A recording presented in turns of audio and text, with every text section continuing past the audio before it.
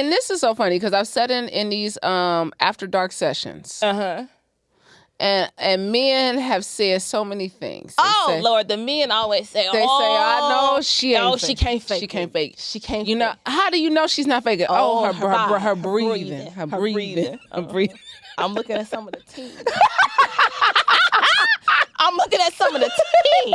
Her breathing. Come on, Brandi's male staff members have said her breathing, her body, her legs shake. I said, do you know how many women have gained Academy Awards shaking? And they doing it all. They just trying to go back and watch They just trying to watch that little Netflix show. I'm just trying to get back to They just trying to watch a little Netflix. I got something on Apple TV. I'm trying to. She said, Lord. Please, come on. She has won an Oscar, a Tony. Girl, she's an EGOT. She done got an EGOT. Girl, cause she got a Grammy. She got a soundtrack to that mug, too. She got a soundtrack to it, honey. So she started. But we get caught up in this idea that because we believe sex looks a certain way, or it's supposed to feel a certain way, or I've done this with my last part, earth-shattering, earth-shaking experience. I love how you say, Karli, you said nobody ever says they sex is mediocre. No. Nobody says they got mid-sex. No one ever in life have I experienced. Women say, I got the best. I'm breaking them down left and right. They're crying behind me. Aquafina flow. I'm so good, honey. I done heard it. I've never heard a man say, I'm giving out this mid penis. It's very mid. It's very medium. It's very below average. It's very below average. But it gets the job done. Yeah. I've never heard that. But what I am hearing is people saying that they have amazing sex within themselves, but then they're complaining about it. That they're not experiencing it. And so that comes down to communication, right? So I've never heard anyone say that their sex is bad, but what they're experiencing is bad. Right. Right? And so how do we get away from, my sex ain't bad, but the experience is bad. Mm-hmm. But somebody having some bad sex with somebody. Somebody is having it. And so it's really having a deeper conversation. I think we have this idea that our partner's going to read our minds. Mm-hmm. Like, if I just get in here, he going to know. Yeah. Well, if I just get in here, she gonna know what telepathy. Yes. That telepathy. And if you are not Avant, I can read your mind. Bye. Bye, Karli. Know what you're thinking. You ain't Avant. Lord. Avant was telling y'all lies. Avant. We all there. I can read your mind. No, he can't. He cannot read your mind. Yeah. He can't read your mind. He doesn't know. So in order for us to have better sex, greater experiences, right? I stand you. I know, right? Because this is the thing. You can have a fun conversation around sex. You can. It's always fun with you, Karli. Yeah. It does not have to be stuffy.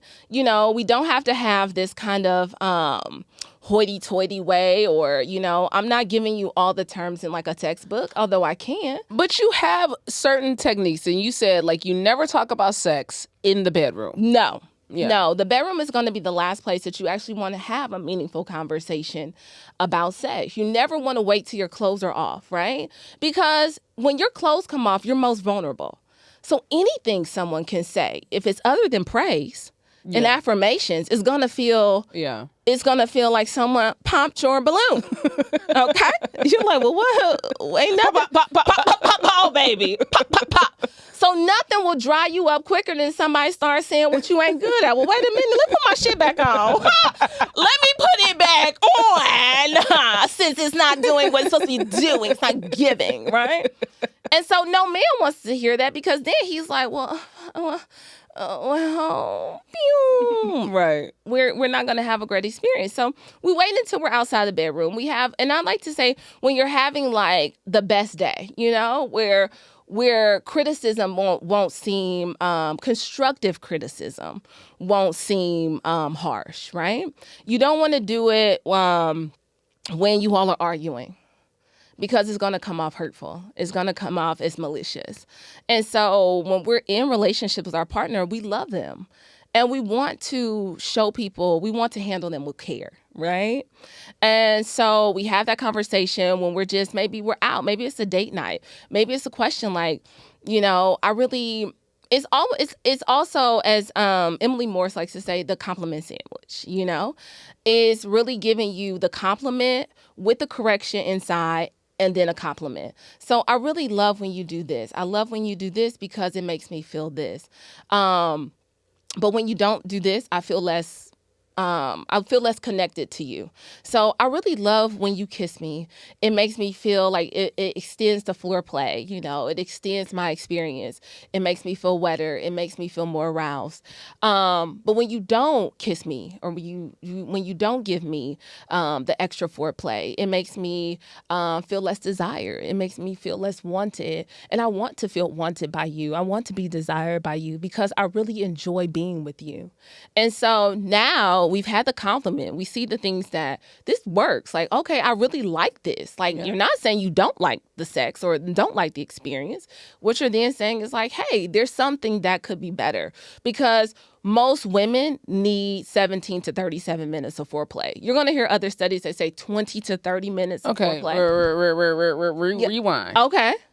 Most women need 17 to 37 minutes of foreplay. So 20 to 30 minutes of foreplay. So that little kiss, then kiss on your neck, then do a little 1, 2, and then okay. You put on your DJ hat. You want to go to the DJ booth and you do a little scratchy scratch, and then it's over, and then we're straight to penetration.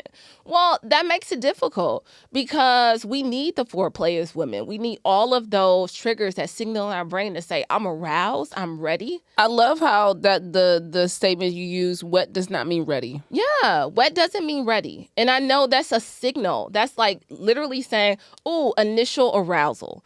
That's what it's saying. And most men would say, oh, girl, you ready. Yeah, you ready? No, I need a little more, because guess what? When you give me a little more foreplay, that what happens in with our vulva, our vaginal canal, what's going to happen is it's going to lengthen, it's going to expand, the blood is going to flow.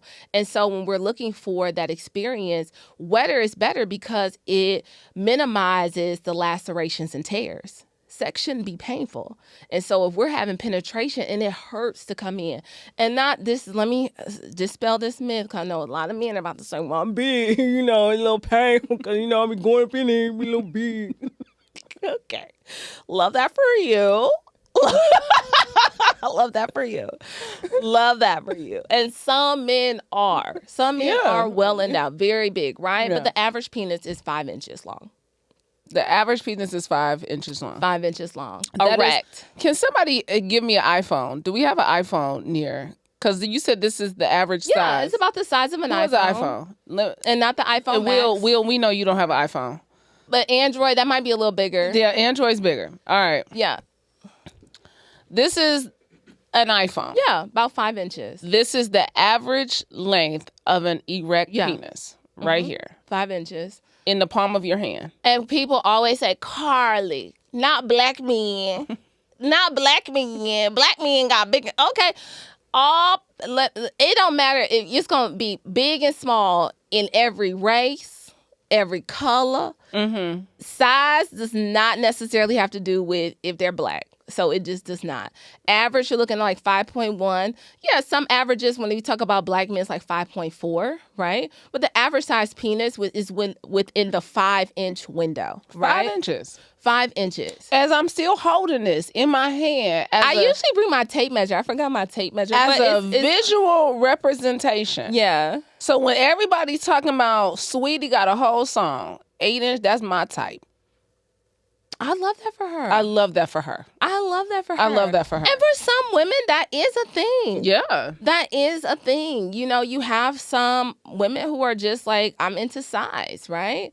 But most women, when you think about just the average woman, just like the average size man, like average women don't necessarily require an 8-inch penis. Because the vaginal canal is only 2 to 3 inches long, like 3.5 maybe, and then it will expand when we're aroused. But most women, you do have some that are larger. This is the thing. You have some that are smaller. You have some that are larger, that vaginal canal. And so some women, I've had women tell me in classes like, well, Karli, I like a bigger penis. And I'm like, well, that's fine.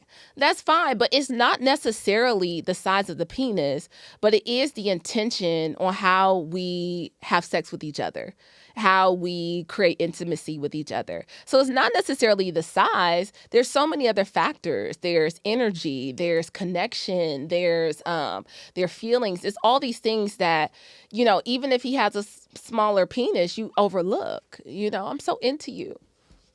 I'm so into you. And it's not like, this is the thing, and I know, like, yeah, you're so funny. It's not the size though, right? It's not the size of the boat. It's the motion of the ocean. A lot of it has to do. Yeah, there is truth in that. There is motion. Oh, it's real true. Yeah, because most people are I think most people really don't have a concept. No one's pulling out a tape measure like, oh, I see you with this 8-inch. Like, they're not doing that. You know, but people do know what's comfortable for them, and they have a specific penis size or shape. You know, some men have more girth, some men have more length. Hey, Vault family, thanks for watching. If you enjoyed this clip, make sure to check out our full interview on our channel at Vault Empowers Talks. We don't just scratch the surface. We dive deep into the lives of some of the world's most influential leaders and change makers. Don't forget to like, to comment, and be sure to subscribe for more inspiring conversations. See you next time.